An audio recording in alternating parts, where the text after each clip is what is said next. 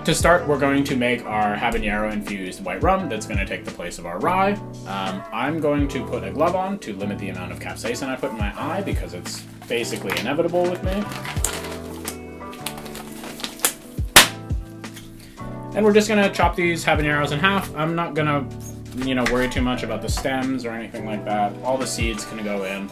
We're really just getting a little bit of flavor out of these peppers and putting it into our rum. So I've just cut it in half to open it up, and we can drop it right in. Take our glove off, take our peppery knife, put it over here so we don't touch it again, and we're going to follow up with about a cup or 250 mils of our white rum. And once we've got our rum poured out, we can just add it to our container of our ISI whipper here. And like before, we're going to pressurize it with 2 capsules. Getting away with 2 is usually okay, but pressurizing it above that isn't really recommended because it can explode. And especially when you have something like this, capsaicin infused rum, you definitely do not want this going anywhere that you are not expecting or that you don't want. So we're going to pressurize this guy up. That's 1 canister.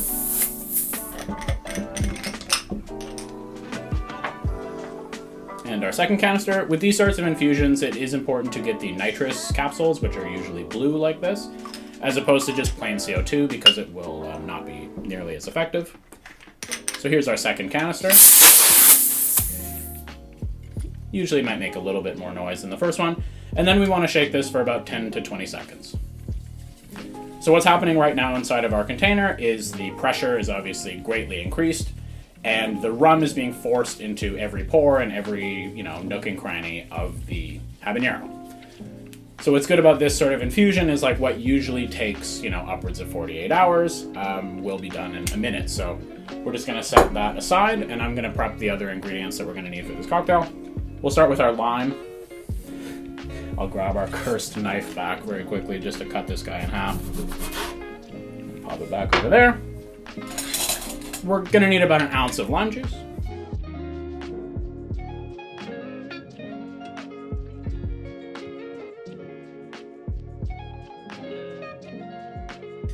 So, again, it's still spring here in BC, so it's usually about a whole lime's worth of juice. And then we can grab the short cup of our shaker and add our lime. And then we're going to grab this. This is orgeat. We made this orgeat using a couple, sort of a blend of techniques that we learned from a couple different sources. We're going to include the recipe and the method linked below in the comments if you wanted to make your own. It's quite easy and really, compared to buying it, the quality and the freshness of the flavors that you get is really worth the little bit of effort that it takes. We're going to need about 3/4 of an ounce of our orgeat. Add that guy in there.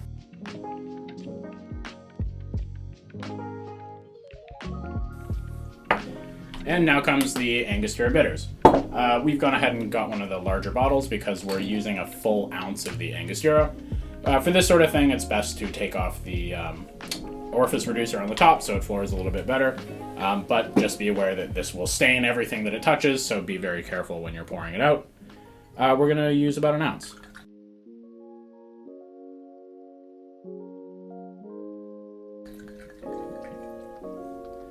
Add that to our shaker. Okay, let's see how our rum's doing. To degas this guy, because there's the possibility of having, pepper in the air or something like that, I am just going to cover it over a container here, and we're just going to let out the pressure very slowly.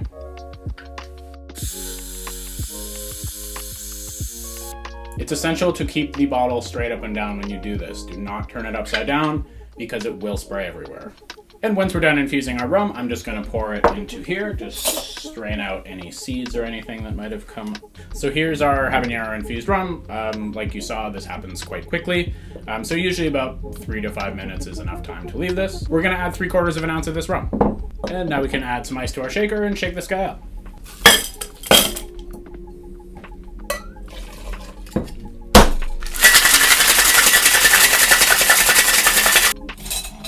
And we'll just go ahead and strain this guy into our coupe.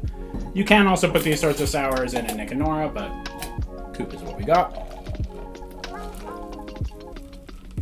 And as you can see, the Angostura really gives it a nice color.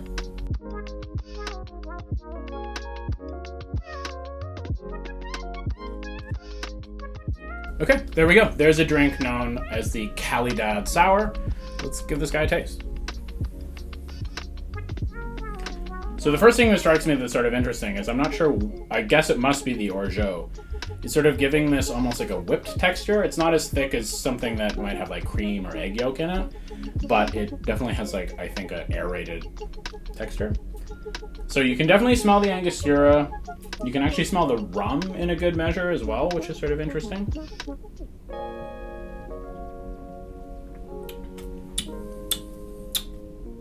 Ooh. That one's a bit of a ride, actually. The first flavor you get, I would say, is like the citrus right off the bat. And then the combination, I think, of the Angostura, the orgeat, and the rum gives it sort of a tiki inflection, but definitely on the sort of lighter, brighter side of that spectrum.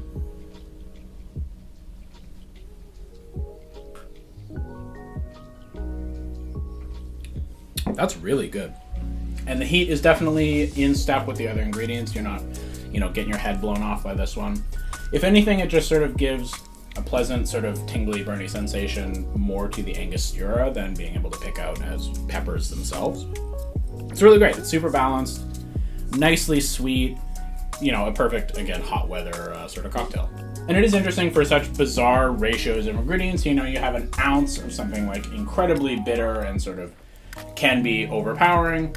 We have our rum, which adds a little bit of sweetness, but not a whole lot, our lime, and really all of the sweetness in the drink is coming from this orgeat, which is added in a good amount. It's 3/4 of an ounce, but it's certainly an unexpectedly balanced blend. If you had just put those ingredients in front of me and said, is this going to be a balanced cocktail? I wouldn't necessarily be sure, but yeah, it's nice. Good amount of heat, good amount of bitterness, good amount of sweetness. Across the board, it's really like a nice, enjoyable cocktail.